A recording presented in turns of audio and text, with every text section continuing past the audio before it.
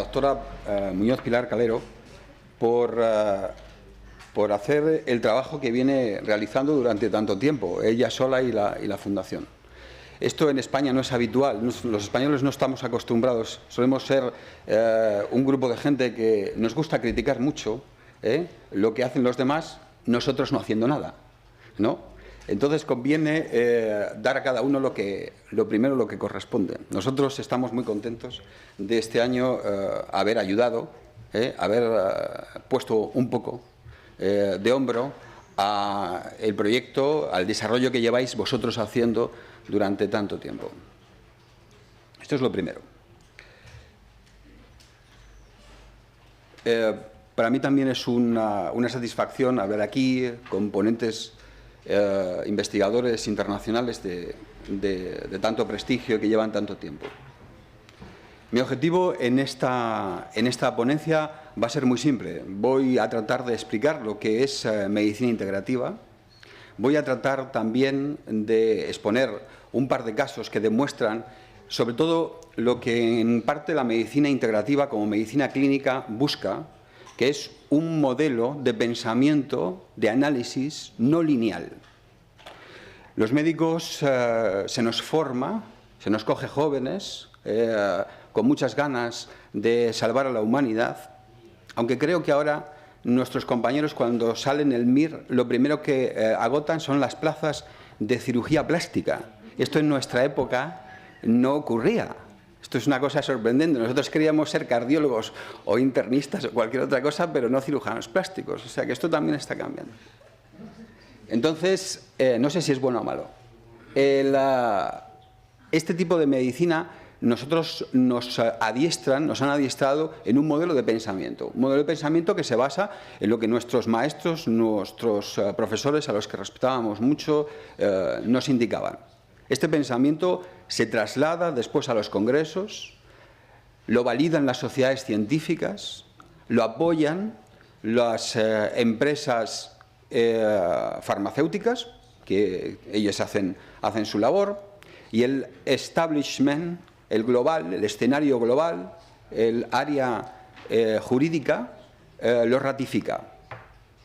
Entonces, salirse de ese modelo de pensamiento es muy complicado. Es lo más difícil, porque exige, primero, uno encontrarse un día, mirarse al espejo, encontrarse un día y decir qué he estado haciendo hasta ahora. Segundo, analizarlo, ¿no? Y ver de qué manera va a cambiar. No es fácil, porque a partir de ese momento uno se convierte en un paria. Se convierte en alguien que no va a estar bien en ningún lado. Ahora lo veremos, por las diferencias culturales. Que incluso no puede hablar de ciertas cosas que hace con los compañeros, porque seguramente pensarán de él que se ha vuelto pues loco o que el lado oscuro le ha arrebatado. O simplemente se reirán de uno. Entonces, el tránsito es complicado y esto hay que aceptarlo. Cuando me dicen que es medicina integrativa, siempre me dicen lo mismo. Dice, ¿qué nombre más malo? Bueno, pero es que quien fundó esto lo denominó como tal, lo llamó Integrative Medicine, y fue la medicina privada norteamericana. Y entonces nosotros hemos hecho un anglicismo. Pero ya saben lo que decía Don Quijote un día charlando con Sancho. Le dijo, Sancho, el idioma no es de los académicos, es del pueblo, y es el pueblo el que construye las palabras. O sea que esto tarde o temprano pues habrá que aceptarlo. Y ahí al lado, está una figura, un señor. ¿Y verán por qué? Porque a los que hacemos medicina integrativa lo primero que nos gusta es decir, esta es una medicina nueva. Porque parece que lo nuevo, lo joven, tiene un plus añadido, ¿verdad? Y nos parece que nosotros somos mejores, lo vamos a hacer mejor. Pero no es una medicina nueva.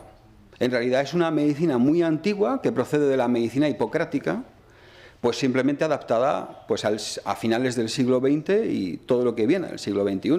Lógicamente tiene esas diferencias. Pero estamos hablando de pensamientos y procesos muy antiguos, recuperados. Espero saber manejar este aparato. Bueno, pues ahí está. La medicina integrativa realmente es un nuevo antiguo modo de práctica médica.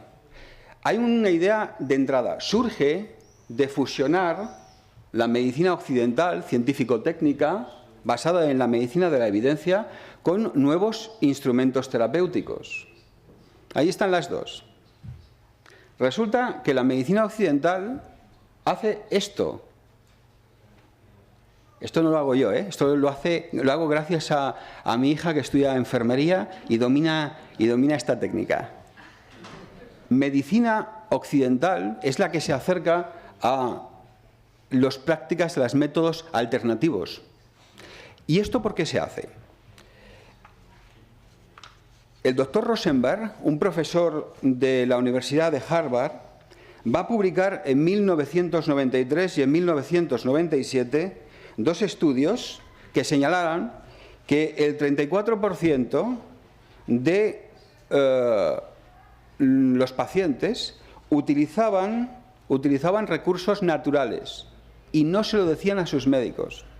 La medicina privada norteamericana no podía permitirse el lujo de perder una parte de la tarta. Luego, la medicina integrativa en realidad surge ahora con un afán distinto, pero sus orígenes son puramente mercantilistas.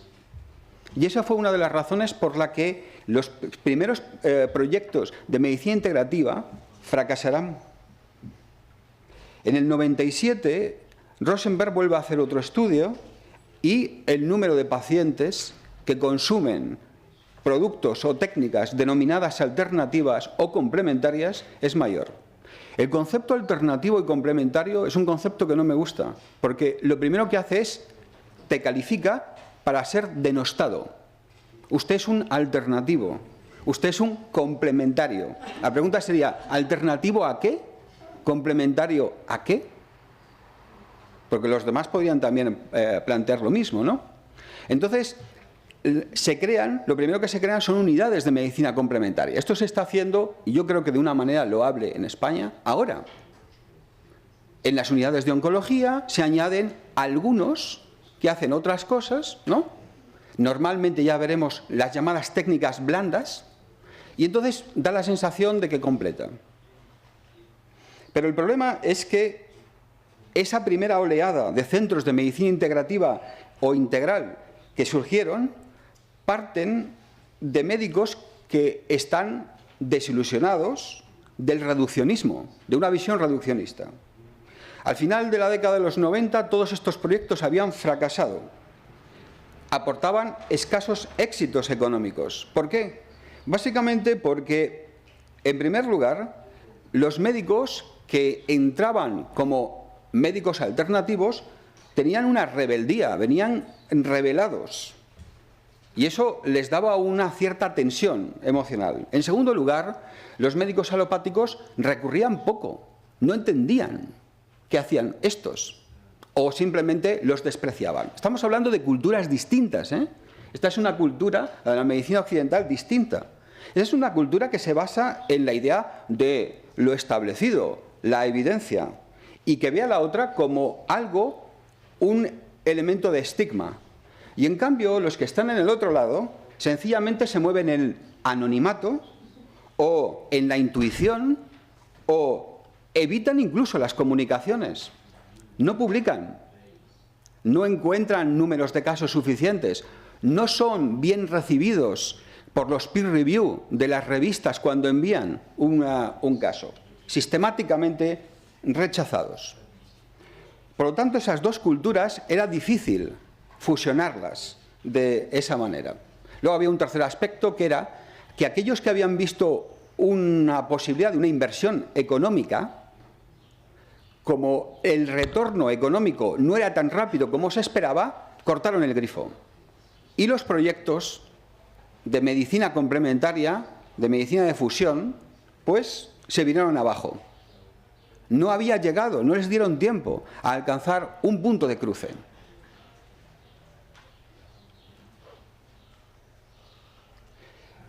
No es una nueva especialidad, es Esto cuando nuestros compañeros de medicina general, de medicina de familia o los internistas, el día que esto lo descubran los internistas, van a recuperar posiciones. Vean esta nueva manera de enfoque. No estamos hablando de una nueva especialidad, estamos hablando de medicina elaborada para todos y por todos. Entiendo que cuando se habla de medicina ambiental, tiene que haber superespecialistas que sean referencia. Pero si la medicina ambiental y el conocimiento de los tóxicos y el efecto en la salud humana no se hace para todos, fracasará totalmente. Yo creo, y lo creo sinceramente, que en los años próximos, a lo mejor puedo verlo, ¿no?, los médicos determinarán tóxicos en sangre o donde sea, de la misma manera que ahora pedimos el colesterol.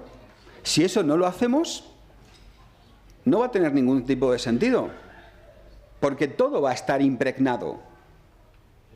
Va a ser un agente etiológico más. Por lo tanto, estamos hablando de una medicina que surge de la medicina científica, que no es una visión nueva, sino muy antigua, que se fractura con el desarrollo del racionalismo y que, desde luego, busca luchar con un exceso que supuso el desarrollo del reduccionismo. La formación médica, y lo hemos vivido, ha vivido de ese modelo. Dice hace poco, decía en una conferencia Pedro Conte, presidente de la Sociedad Española de Medicina Interna, dice: los médicos salen actualmente de las facultades más acertadores de preguntas que humanistas con el paciente.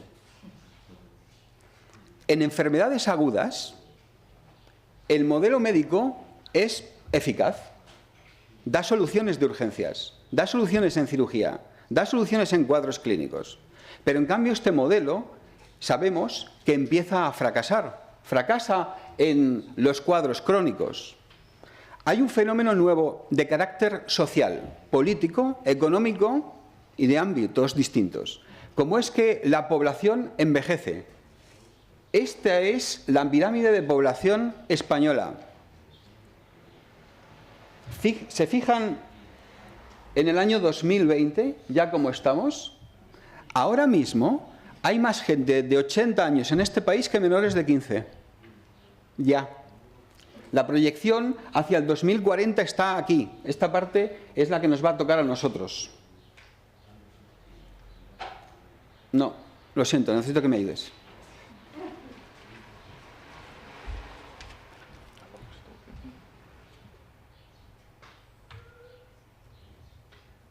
¿Y la luz? ¿Y la luz cuál es? Aquí, ¿no? El verde. ¿El verde? Sí. Este de aquí. Aquí. Vale, gracias. No te vayas muy lejos. No sé qué haríamos sin él. Fíjense en el año... fíjense aquí. El famoso baby boom, los baby boomers. Los baby boomers son gente, es una generación en el mundo que son unos privilegiados. En Estados Unidos son los que nacieron después de la Segunda Guerra Mundial. En España van detrás. Esta gente lo ha hecho todo. Es la generación de Mick Jagger, que cuando le dicen jubílate, dice ¿yo? ¿Por qué? De eso nada. Si yo he hecho la revolución sexual, han construido universidades para mí, he tenido la suerte de no tener que enfrentarme a ninguna guerra, como hicieron sus abuelos o sus padres, la Primera y la Segunda Guerra Mundial. Lo he hecho todo. Soy el rey del mambo y ahora empiezo a ser mayor. ¿Ustedes se creen que esos van a decirse ahora a casa y sopitas y buen vino? De eso nada. Estos son los que han creado el nuevo movimiento, este nuevo movimiento, por ejemplo, de la medicina antienvejecimiento, y los que están forzando un cambio cultural en la medicina. No son los médicos los que cambian, son los pacientes los que nos hacen cambiar, nos llevan a un cambio. 22 millones de personas en estos momentos padecen una enfermedad crónica en España. Este es el gran problema.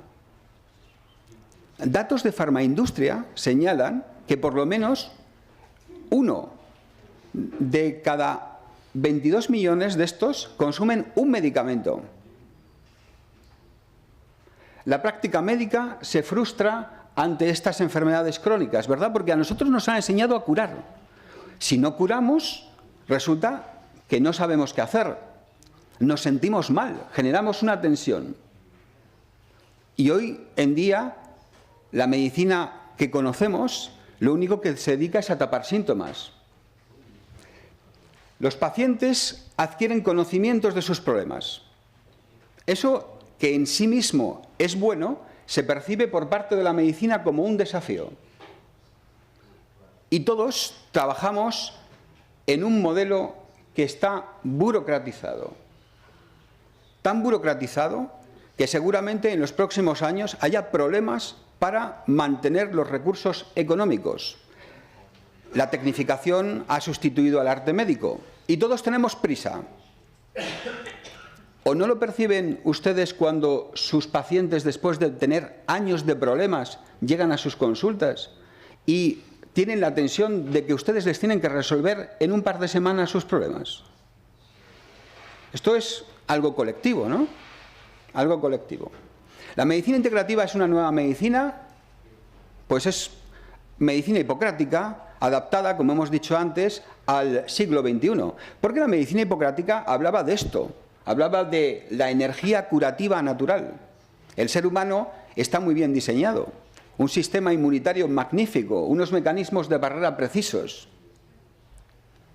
Lo único que tenemos que hacer en realidad es ayudarlo, ¿no? Ayudar a que se cure por sí misma. La medicina hipocrática interpreta fisiológicamente la enfermedad.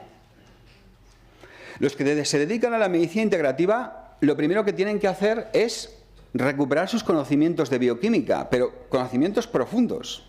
Lo estamos viendo, ¿no? Nos exigen, a los que hacemos práctica clínica, volver a tener una idea diferente y no solamente las que nos han enseñado.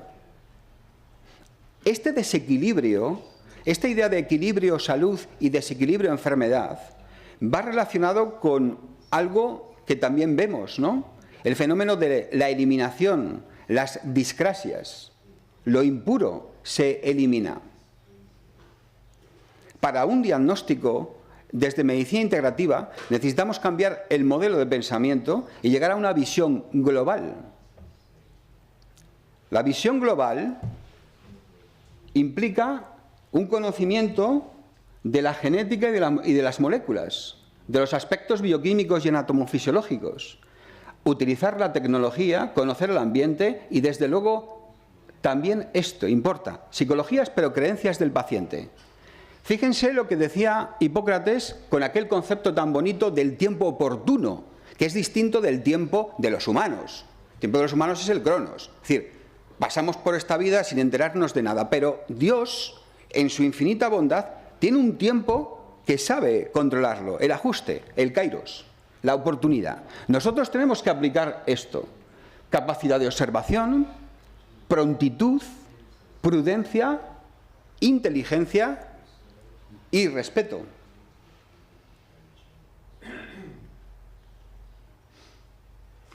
Por lo tanto, estamos ante una medicina que busca restituir la salud.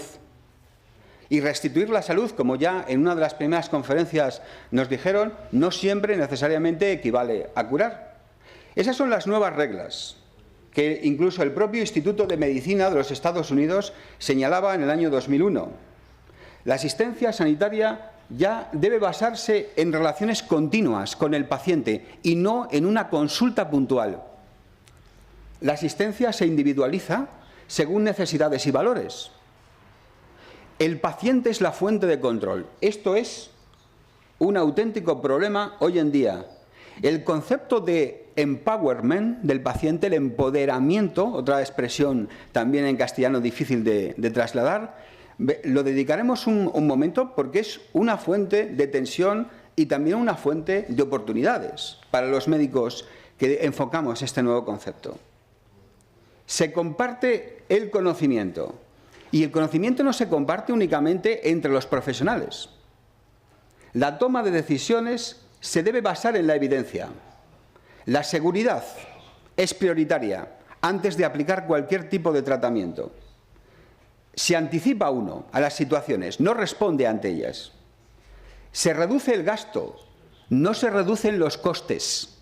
Los costes es una visión de gestión. Es interesante porque hay que llegar todos los días a fin de mes, pero aquí es otra idea. Reducir el gasto no significa reducir los costes. Y el equipo profesional prima sobre esto. Otro problema, porque los médicos nos creemos el centro del mundo. Nos han enseñado que nosotros estamos arriba, miramos hacia abajo y decimos, míralos, qué pequeñitos son. Y las cosas aquí están cambiando. Tenemos que acostumbrarnos a trabajar en equipos multidisciplinarios. Y esto no es fácil. El poder del paciente, uno de los elementos claves. Esto es clave en medicina integrativa. Pero tiene problemas, porque vamos a pasar de una cultura paternalista, nosotros somos los que sabemos, a una cultura participativa. Y es que Internet lo ha cambiado todo. Es que nos ha situado en un nuevo modelo. No es solo fuente de información nueva, sino además es que se están creando redes sociales en la web 2.0. Y créanme, no hay web 2.0 únicamente de profesionales, lo hay de pacientes. Yo entro de vez en cuando en los foros de debate de los pacientes y aprendo. Aprendo de las cosas que se dicen unos a otros, de las cosas que no han funcionado unos con otros. Estamos llegando a una inteligencia colectiva. Dice la inteligencia colectiva, no busques al experto, pregunta a la comunidad. Por ejemplo, Patient Opinion, una página muy interesante donde los pacientes empiezan a lanzar ideas. ¿Quién escucha tu historia? 30.200 historias contadas.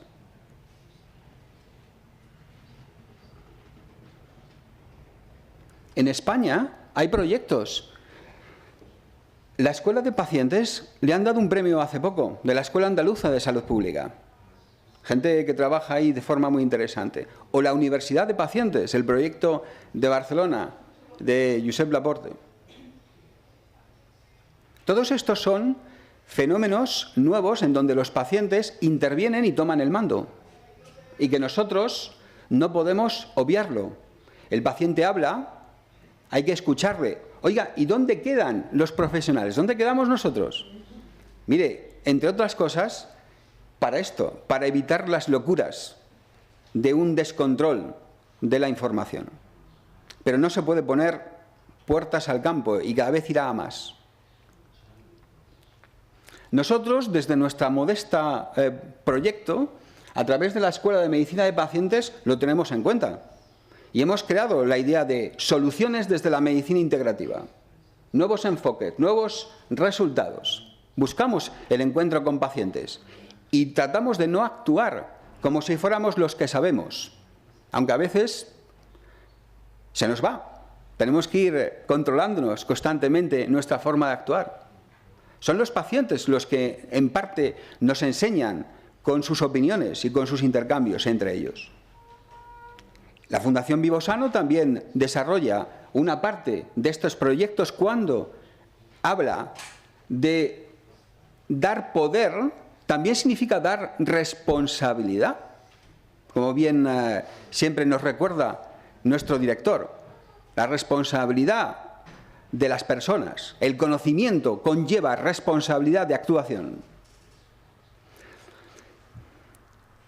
En el 93 la situación en Estados Unidos es tan evidente, los norteamericanos tienen enormes cualidades, una de ellas es lo pragmáticos que son, por eso en gran parte dominan el mundo, y crean el Centro Nacional para Estudiar las Medicinas Complementarias. Esta oficina es una oficina que ha ido incrementando notablemente sus recursos asignados para estudiar proyectos y ver lo que ellos llaman una medicina fronteriza.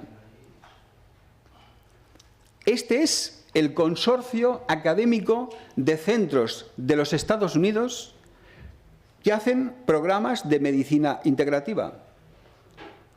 Ven la definición que han dado. Este consorcio siento la próxima diapositiva, pero es que la tenía que hacer.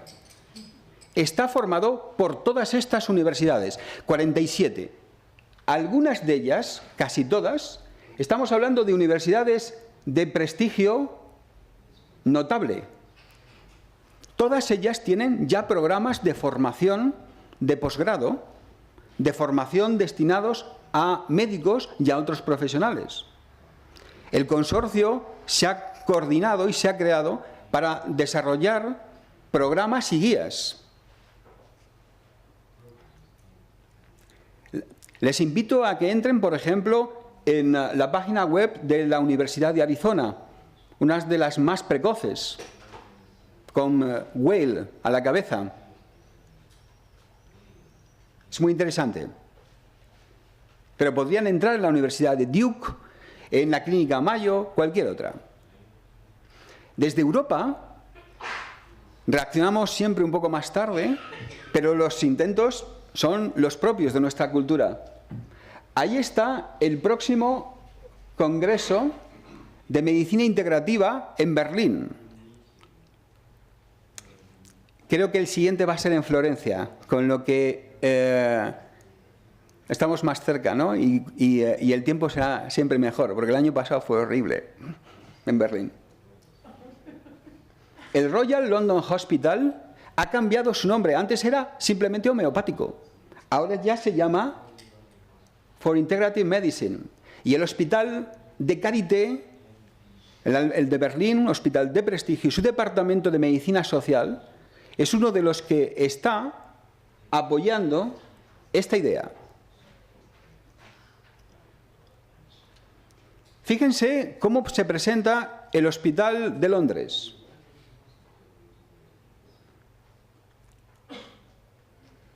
Estos son la cartera de servicios. Carteras de servicios que básicamente ellos hacen una medicina integrativa, pero lógicamente hacen una medicina integrativa un poco más sesgada hacia otros aspectos, ¿no?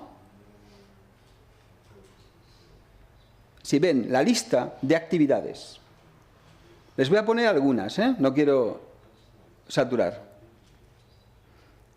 Por ejemplo, siguen hablando, como es lógico, de tratamientos complementarios frente al cáncer.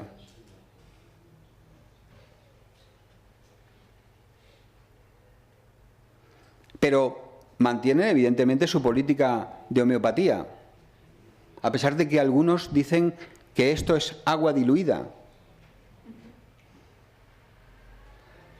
Servicios especializados para patologías prevalentes, huérfanas, o que la medicina no ha sabido resolver. Fíjense los programas que plantean.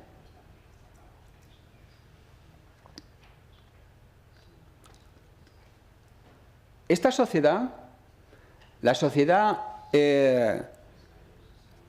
SIO, Sociedad por la Oncología Integrativa, creada en los Estados Unidos, está aportando ideas muy interesantes, nuevas guías de trabajo, nuevas acciones, nuevas seguridades para aquellos que se están moviendo en este campo. Es uno de los campos más difíciles por razones obvias que yo no voy a explicar aquí. Y es necesario que los profesionales encuentren apoyo de organizaciones nacionales e internacionales y de prácticas de guías terapéuticas. Como bien dice mi compañera, la oncóloga catalana Natalia Eres, dice que se puede conseguir una medicina integrativa, ya hace oncología integrativa, de dos perfiles. Una es el perfil bajo, en donde hay un predominio alopático, en donde se utilizan medicinas alternativas blandas. Ahí está la nutrición, el yoga, la hipnosis, acupuntura, podría ser considerada. Pero luego hay una más difícil de hacer, que es la de perfil duro, con un predominio alternativo muy potente. Quizá el concepto desprecio farmacológico no sea el adecuado, pero en donde se pone énfasis en lo ortomolecular, las nutriterapias y las terapias intravenosas, la inmunomodulación y la microinmunoterapia y otras técnicas, como antes nos han explicado, en el uso de la celuloterapia o el uso de precursores hormonales.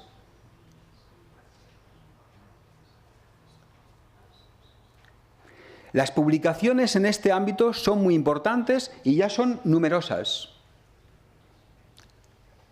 El Journal, esta es la de la Sociedad Europea, el European Journal of Integrative Medicine. Estamos hablando incluso del Chinese Journal. Hay muchas publicaciones, empiezan a haber publicaciones. Esto es importante que la gente se lance, escriba, porque los peer review de estas revistas normalmente no tienen prejuicios. Los prejuicios. En ciencia hay dos problemas.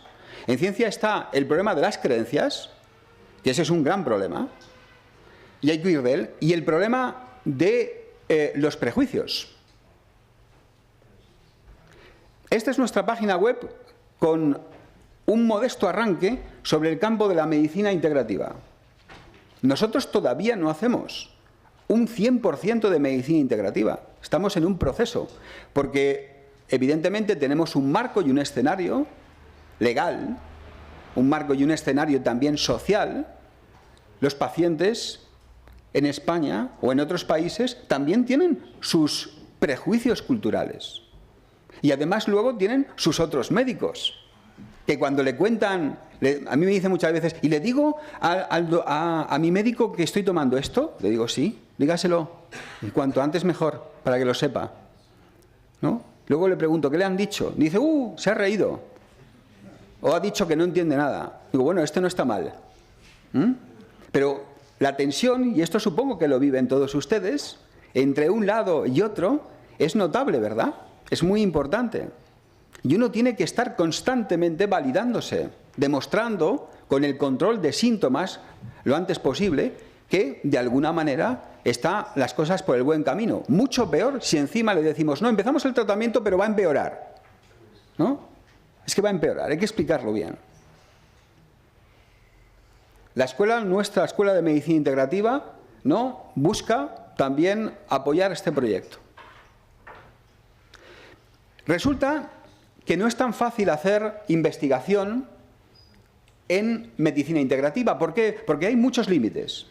En primer lugar, las terapias de medicina integrativa forman parte muchas veces de un programa asistencial. Y en cambio, la medicina basada en la evidencia está orientada a una demostración muy específica, causa-efecto. Esto no siempre es posible, por lo tanto, aplicarlo. Otro problema metodológico de investigación es que la medicina integrativa y sus prácticas exigen una individualización del tratamiento frente a la idea de estandarización de los protocolos de intervención. En medicina integrativa, cada intervención representa más de un tipo de procedimiento. Tanto es así que se han buscado soluciones. Porque, ¿me pueden decir usted a mí cómo es posible evaluar, por ejemplo, dos sesiones distintas de coherencia cardíaca o de relajación? Por ejemplo, el programa Stricta para aplicaciones de investigación en acupuntura da opciones epidemiológicas. Esto habría que ir desarrollándolo. Hay que crear un nuevo modelo epidemiológico para poder estudiar este tipo de medicinas. Esto no es fácil, ¿eh? Es más fácil decirlo que hacerlo. Todas las acciones médicas en medicina integrativa tienen mezcla de elementos específicos y de no específicos, imposibles de desligar. ¿Por qué se le tiene tanto inquina al llamado efecto placebo? ¿No habría mejor que estudiar qué significa el efecto placebo como beneficio terapéutico? En toda acción terapéutica hemos visto, ¿no?, que hay elementos definitivos e incidentales, de contexto y preliminares. Por ejemplo, un modelo epidemiológico que puede servir para evaluar en fitoterapia, un estudio 2×2, en donde al paciente, hay un grupo de pacientes que se les informa que reciben un tratamiento fitoterápico y lo recibe. Otro se le informa que recibe un tratamiento pero recibe placebo. En cambio, este grupo se le informa que no recibe el producto, pero se le camufla. Y a nada. Ni se le informa, ni lo recibe. Y entonces se establecen conexiones. A y B evaluaría, por una parte, el grado de efecto psicológico combinado con la administración de la planta, si supera el efecto expectativa. C y D es la evaluación farmacológica pura. B y D proporciona la evaluación del efecto expectativa. Las investigaciones en plantas medicinales, pero también en ortomolecular y en otros, tienen en común un problema, que es ¿qué le damos? El efecto sinérgico, por ejemplo, de la planta entera respecto al efecto reduccionista de la propiedad activa. Y luego, ¿qué le doy? ¿Qué evalúo? ¿La raíz? ¿La flor? ¿El tallo? Los que intervienen desde la farmacología les gusta, porque es más fácil y es más sencillo la idea del principio activo. Pero aquellos que dicen que el extracto o la planta entera tiene un valor intrínseco que no tiene el principio activo. ¿Cómo se evalúa eso? Luego está el problema del grupo control, adecuado para medicinas de este tipo, que buscan la evidencia. No es fácil encontrar grupos controles adecuados. Hace poco, en el campus de Madrid, se quejaron los del animalario porque los chicos hacen botellón. Y entonces comentaban que es que los animales del animalario les generan estrés y los estudios se deforman. Y yo me pregunto, ¿y no tiene estrés una rata sometida a un cajón que le manipulan, la tocan, la pinchan? Eso ya lo describió Seyle. ¿No modifica eso el estudio final? ¿Por qué hay algunos resultados tan fantásticos en murinos que luego no sirven en seres humanos? Muchas modalidades de terapias en medicina complementaria no pueden utilizarse el análisis doble ciego. No sirven. Se han propuesto ideas como el llamado doble ciego modificado, que está aquí referenciado. Y luego está el problema de quién proporciona el tratamiento de un estudio, porque en muchos estudios de medicina complementaria, todo lo que es la famosa medicina bioenergética, dependen en gran parte del proveedor de salud.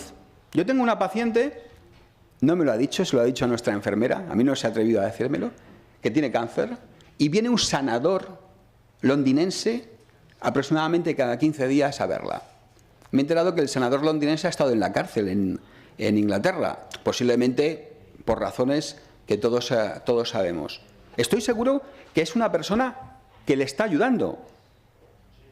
Está el grupo de los virtuosos, pero el virtuoso, como hace poco comentaba con una compañera, no sirve para la vida real, porque es un ser excepcional, como el niño que nace con un oído perfecto, o tiene una cualidad innata, que a lo mejor puede ayudar a las personas. Pero esto no sirve para el día a día. Y claro, luego está el problema de los charlatanes, que son los mayores. Pero si uno se fija solamente en los charlatanes, puede dar la casualidad de que haya muchas terapéuticas, muchas terapias que sean válidas, potencialmente válidas, y las desechemos originalmente. En esta casa, en una reunión de la Sociedad Española de Medicina Interna sobre fatiga crónica, pude presenciar este hecho. Un médico comentó el caso de su mujer, que estaba a punto de fallecer, y estaba tan desesperado el hombre que recurrió a encontrar una máquina que se vendía en una revista muy conocida, española, y que hablaba sobre, era una máquina que uno se la pone y se depolariza. Entonces la compró, porque estaba desesperado. Su mujer se moría, es enfermera. Empezó a ponérsela, mejoró. Dice, yo y ella no está aquí, estábamos en la otra sala, pues porque está en urgencias, trabajando. Y él decía, yo no entiendo nada. La mesa simplemente le despreció. Alguien dijo, hay que tener mucho cuidado con lo que se compra por internet. ¿Cuál creo que debería haber sido el análisis real? Es, no entiendo nada, yo tampoco, pero venga usted aquí, dígame cuál es la máquina, que yo me voy a enterar de todo eso. Cuando entonces uno solamente ve este mundo y uno se cree que está en el poder del conocimiento, resulta que a lo mejor se pierde una oportunidad. Y luego está la cuestión de los resultados en el tiempo. Todos los estudios que hacemos nosotros son tratamientos que van a largo plazo. En cambio, los ensayos clínicos aleatorizados muchas veces tienen un corto plazo. Esos estudios son costosos y no es fácil buscar en este tipo de medicinas que no están vinculadas a patente, muchas veces, la posibilidad de una financiación. Y esto genera tensión. Mucho más cuando hemos visto que muchos de nuestros procedimientos, todos los de detoxificación, la homeopatía, alguno más, llevan precedido una fase de exacerbación de síntomas que pueden inducir a cortar el proyecto de investigación. Este concepto, el enfoque ECO, aquí publicado, puede ser una alternativa o un ejemplo de análisis para poder llegar a solucionar este problema. Esto es un juego. Voy rápido. Podía haber llenado la pantalla. La puedo llenar, ¿eh?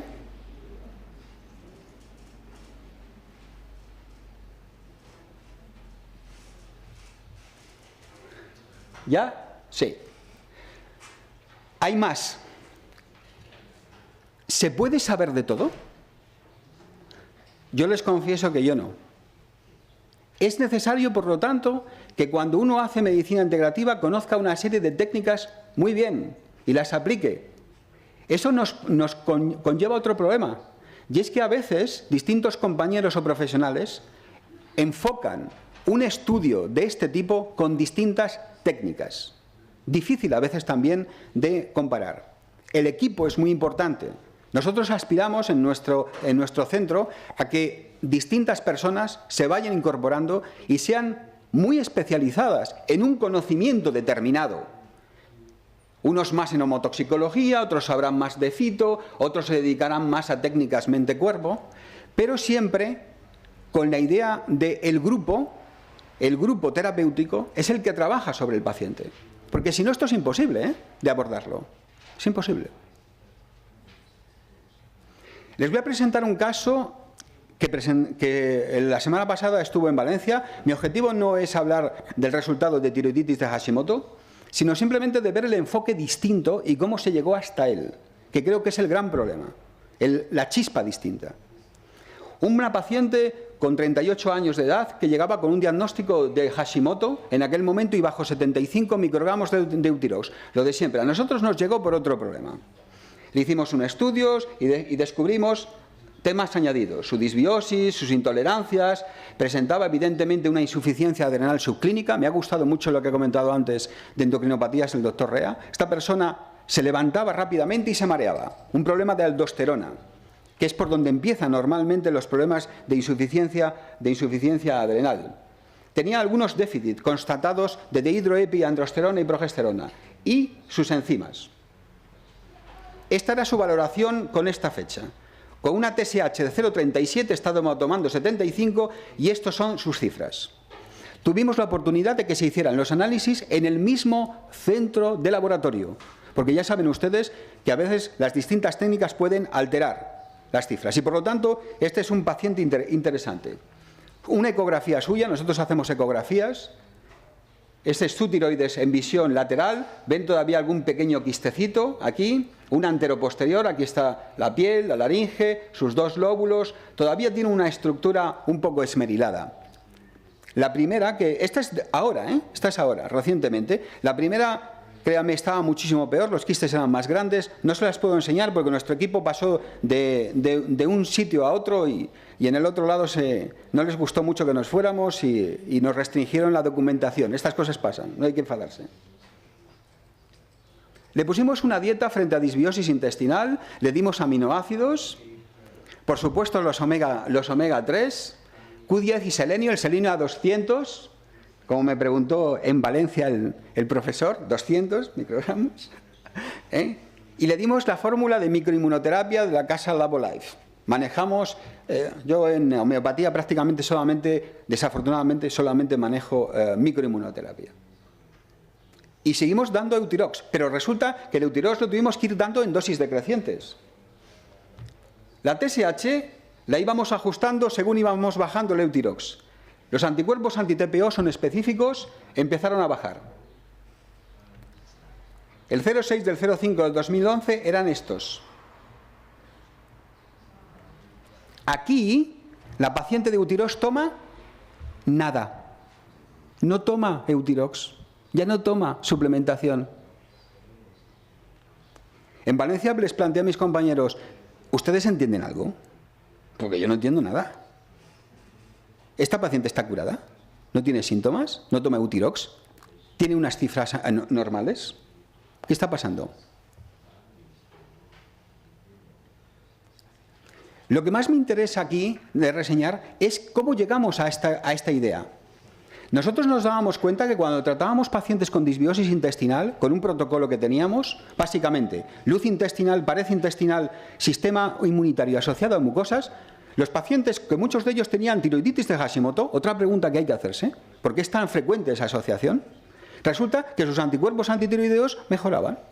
Y entraban en una situación de hipertiroidismo farmacológico.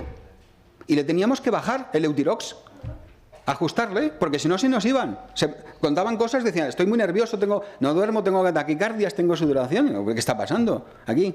¿No? Y entonces se nos ocurrió ir bajándolo lentamente.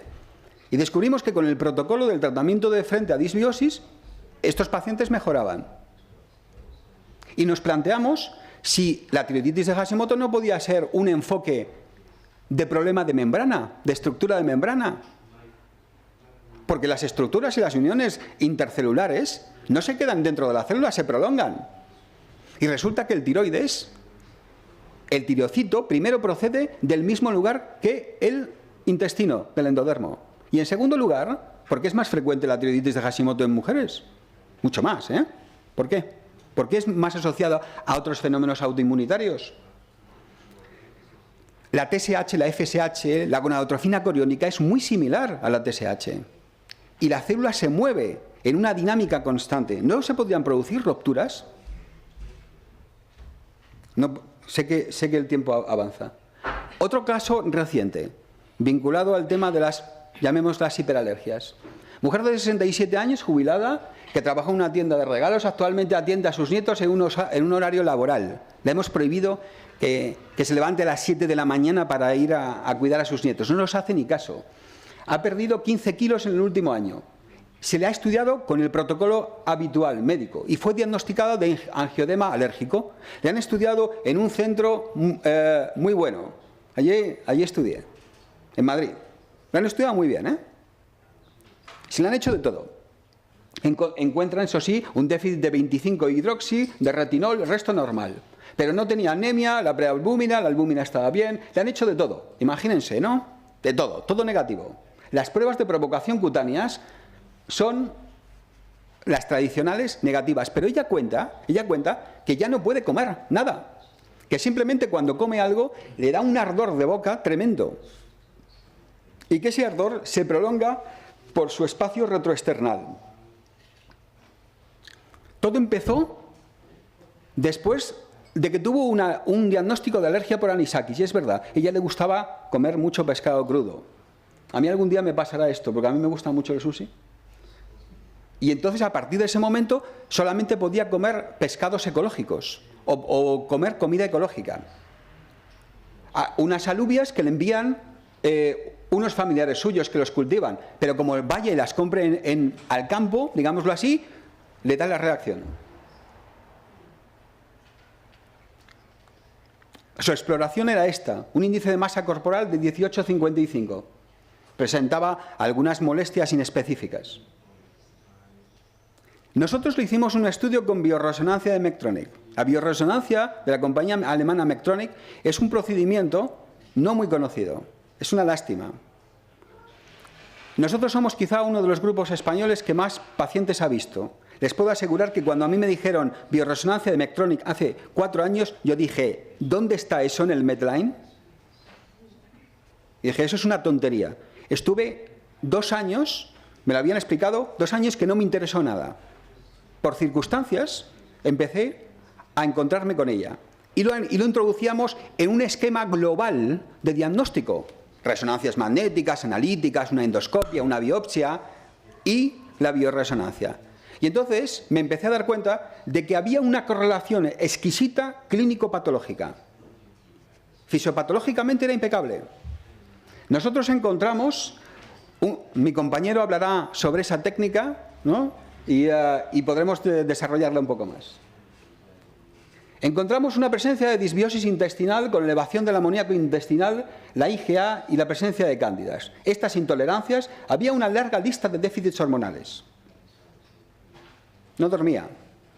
Su sistema neurovegetativo estaba en vagotonía. Esto me interesa por lo que ha comentado antes el doctor Rea. Estaba afectado todos estos órganos y resulta que este fenómeno, esto lo he podido comentar también con la doctora Pilar Calero en su momento, es muy habitual, lo encontramos de forma muy habitual en pacientes con alta toxicidad. Esto siempre nos dice que el bulbo olfatorio y el sistema límbico, el diencéfalo, está afecto. Por eso me gustó lo que señaló el otro día. Pues estábamos muy en nuestra línea. ¿Saben que en el Alzheimer esto es precoz? Que ya empiezan a aparecerse estudios de diagnóstico precoz de Alzheimer que el paciente no recuerda los olores. Es que es un dedo que sale del cerebro, ¿eh? O sea, es un dedo, como la retina, es un dedo.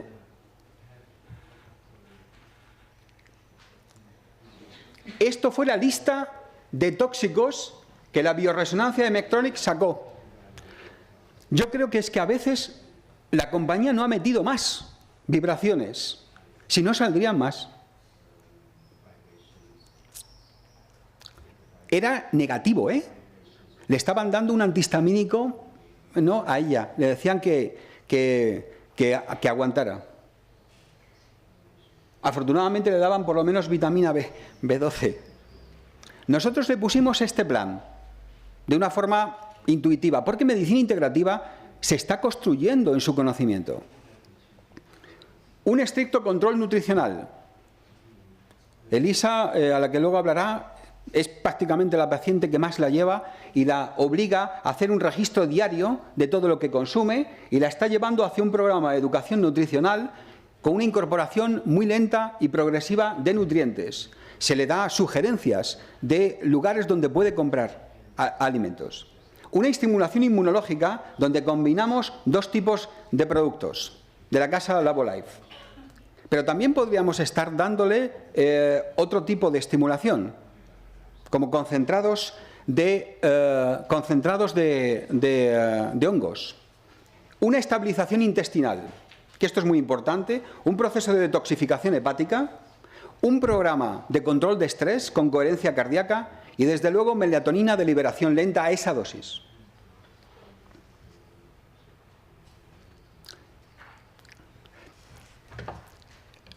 En medicina integrativa, y acabo, ha venido para quedarse.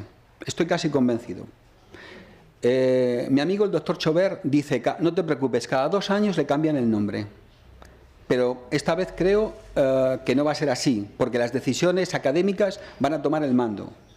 Es un tipo de medicina que los médicos deberíamos conocer y aprender, porque va a ser, evidentemente, la medicina del futuro. Muchas gracias.